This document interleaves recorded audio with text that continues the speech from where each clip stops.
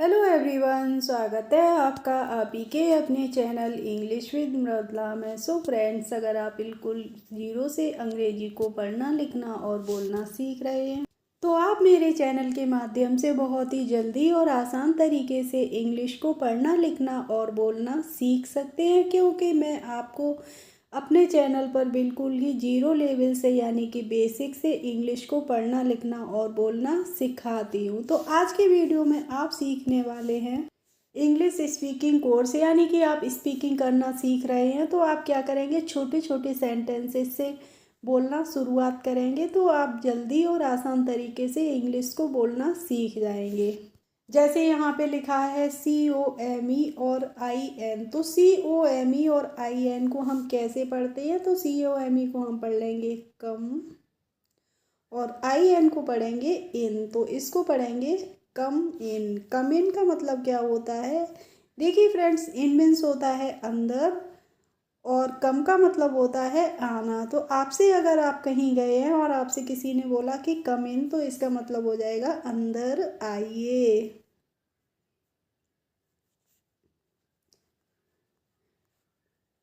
जैसे आप कहीं किसी ऑफिस में गए हैं, किसी भी जगह गए हैं, तो आपने बोला कि मे आई कम इन, तो आप बोलते हैं ना कि कम इन में क्या मैं अंदर आ सकता हूँ? तो कम इन मतलब आ जाइए।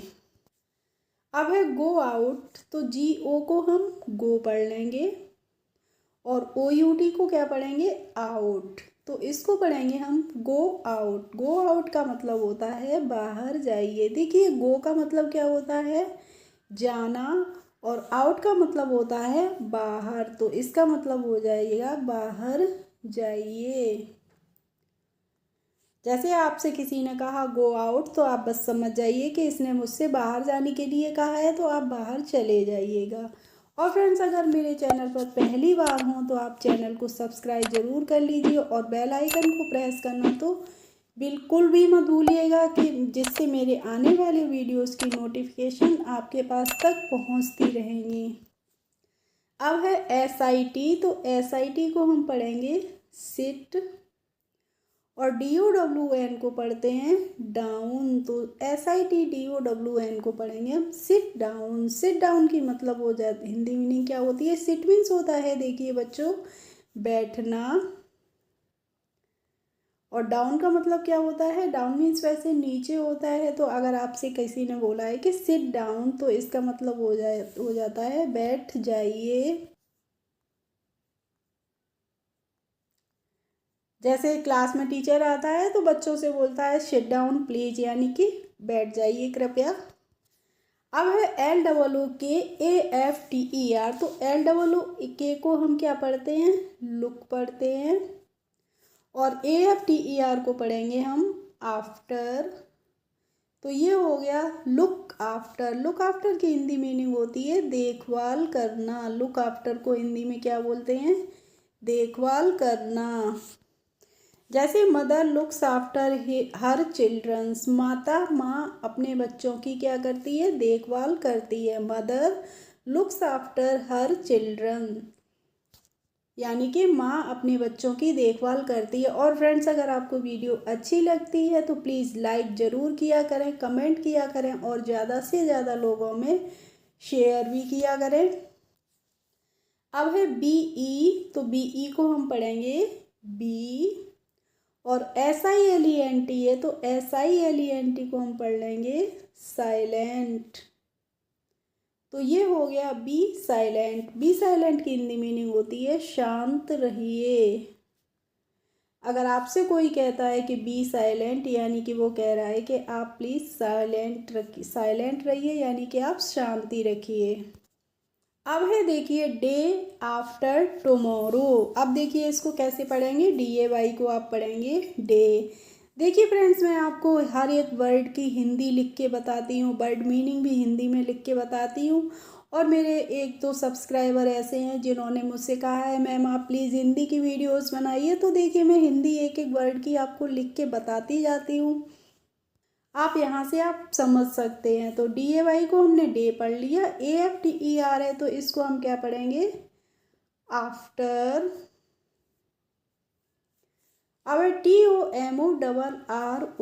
तो देखिए TO को हम पढ़ेंगे टू और MO को पढ़ लेंगे मो और ROW को क्या पढ़ेंगे रो। तो देखिए इसको हम पूरे ही वर्ड को क्या पढ़ते हैं day after tomorrow. Day after tomorrow की हिंदी मीनिंग क्या होती है परसों। परसों का मतलब क्या होता है कल के बाद जो दिन आता है उसको हम क्या बोलते हैं परसों ही तो बोलते हैं। तो उसको हम इंग्लिश में बोलते हैं डे आफ्टर टुमारो।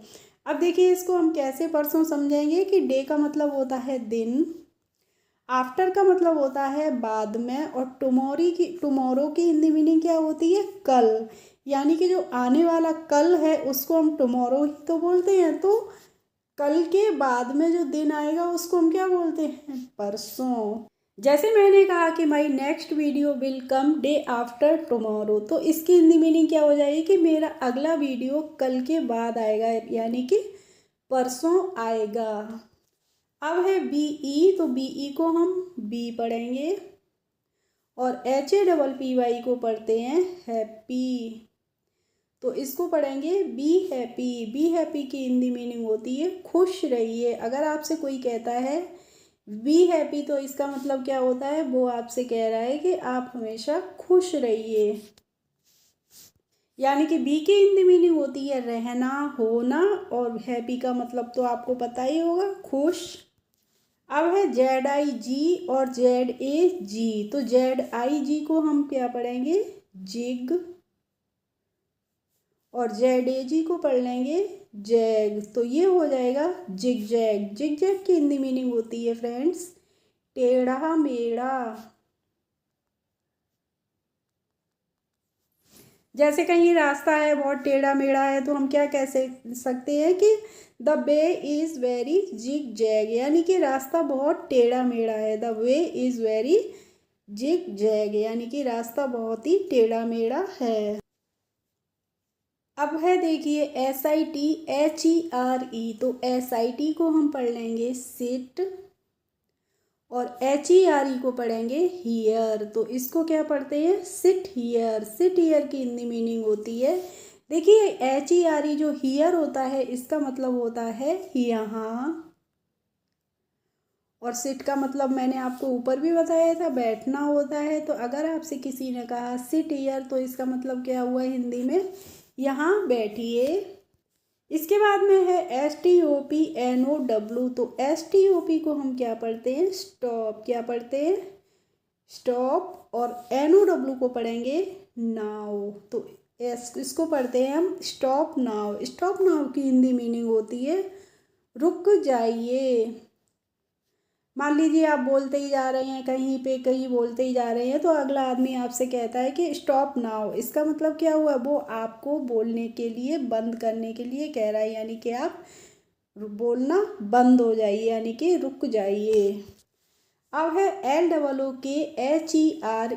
तो LOOK को हम लुक पढ़ते हैं ना, और HERE होता है इसको हम पढ़ते हैं हियर। तो इसको हम पढ़ेंगे लुक हियर। लुक मीन्स क्या होता है देखना, और हियर की हिंदी मीनिंग मैंने अभी अभी आपको बताई थी पिछले पेज में यहाँ। तो लुक हियर का मतलब क्या हो जाएगा यहाँ देखिए।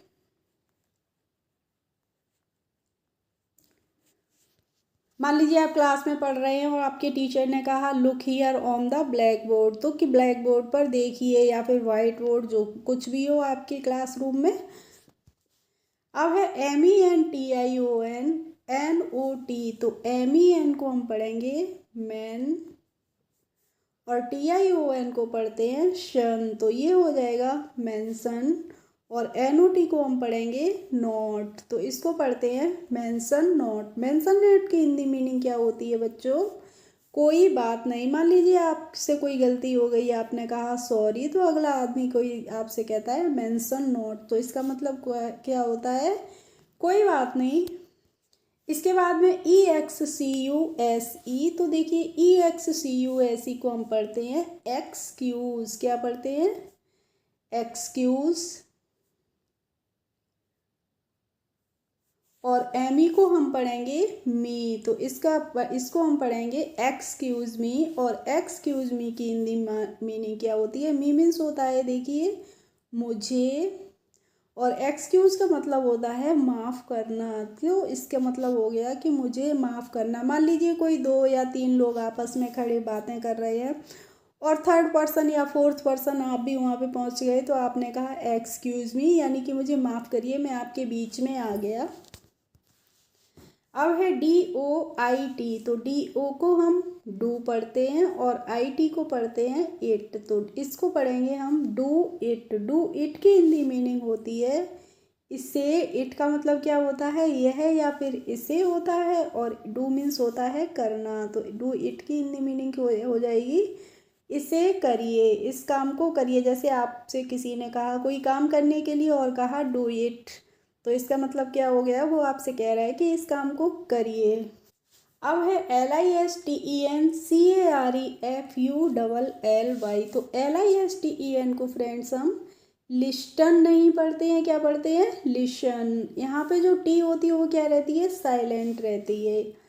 और CARE को हम कारे नहीं केयर पढ़ेंगे, और FULLY को पढ़ लेंगे फुली। तो इसको हम पढ़ते हैं लिसन केयरफुली। लिसन केयरफुली की हिंदी मीनिंग होती है, केयरफुली का मतलब क्या होता है, ध्यान पूर्वक, और लिसन की हिंदी मीनिंग क्या होती है, सुनना। तो लिसन केयरफुली का मतलब होता है ध्यान पूर्वक सुनिए, यानी कि ध्यान से सुनिए। जैसे आप किसी को कुछ बता रहे हैं, मान लीजिए आप बच्चों को ही पढ़ा रहे हैं और वो ध्यान से नहीं समझ रहे हैं, तो आपने कहा कि लिसन केयरफुली टू मी, यानी कि मेरी बात को ध्यान से सुनिए। अब है BEQUIET, तो BE को हम बी पढ़ेंगे ना, और जो QUIET होता है तो इसको हम पढ़ते हैं क्वाइट। तो इसको हम पढ़ लेंगे बी क्वाइट। बी क्वाइट की हिंदी मीनिंग क्या होती है, शांत रहिए, यानी कि बी क्वाइट, शांत रहिए। क्लास में जब बच्चे शोर करते हैं तो टीचर क्या कहता है, बी क्वाइट, कीप क्वाइट।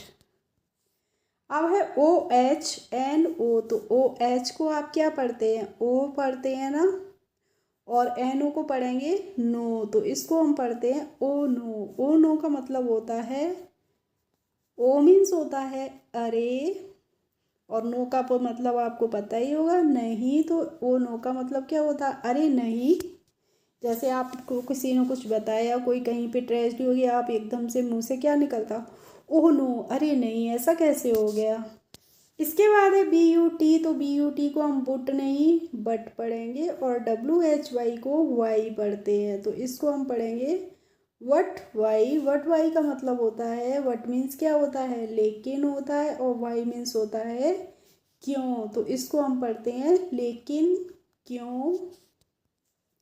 अब है TOOMUCH, तो देखिए TOO को हम टू पढ़ेंगे, और MUCH को हम मुच नहीं मच पढ़ेंगे, तो इसको पढ़ते हैं टू मच। टू मच का मतलब क्या होता है, बहुत अधिक, यानी कि ज़्यादा। जैसे आपको किसी कहीं खाना खा रहे हैं और आपको किसी ने बहुत ज़्यादा दे दिया, तो आपने क्या कहा, इट इज़ टू मच, यानी कि ये बहुत ज़्यादा हो गया है। अब है FEDUP, तो FED को हम फैड पढ़ते हैं, और UP को उप नहीं अप पढ़ते हैं, तो ये होता है फेड अप का मतलब होता है बोर होना। जब किसी चीज़ से आप, किसी बात से आप बोर हो जाते हैं, तो आप क्या बोलते हैं, आई एम फेड अप, यानी कि बोर हो गया हूँ इस चीज़ से। And next and last word है फ्रेंड्स हमारा गो इनसाइड। GO को हम गो पढ़ेंगे, और INSIDE को पढ़ते हैं इनसाइड, तो इसको हम पढ़ते हैं गो इनसाइड। और गो इनसाइड का मतलब होता है, गो मीन्स क्या होता है, जाना होता है, और इनसाइड का मतलब होता है अंदर। तो इसको बोलेंगे, अगर आपसे किसी ने कहा है गो इनसाइड, तो इसका मतलब हो जाएगा अंदर जाइए। मान लीजिए कोई आपके पेरेंट्स हैं और आप बाहर खड़े हैं, तो आपसे बोला कि गो इनसाइड, तो इसका मतलब क्या होगा कि अंदर जाइए। ओके फ्रेंड्स, आई होप आज की क्लास आपको अच्छी लगी होगी। अगर अच्छी लगी हो तो प्लीज़ एक लाइक कर दीजिए, और मेरे चैनल पर यदि नए हो तो सब्सक्राइब कर लीजिए। Thanks for watching my video. We will meet in the next video. Bye bye.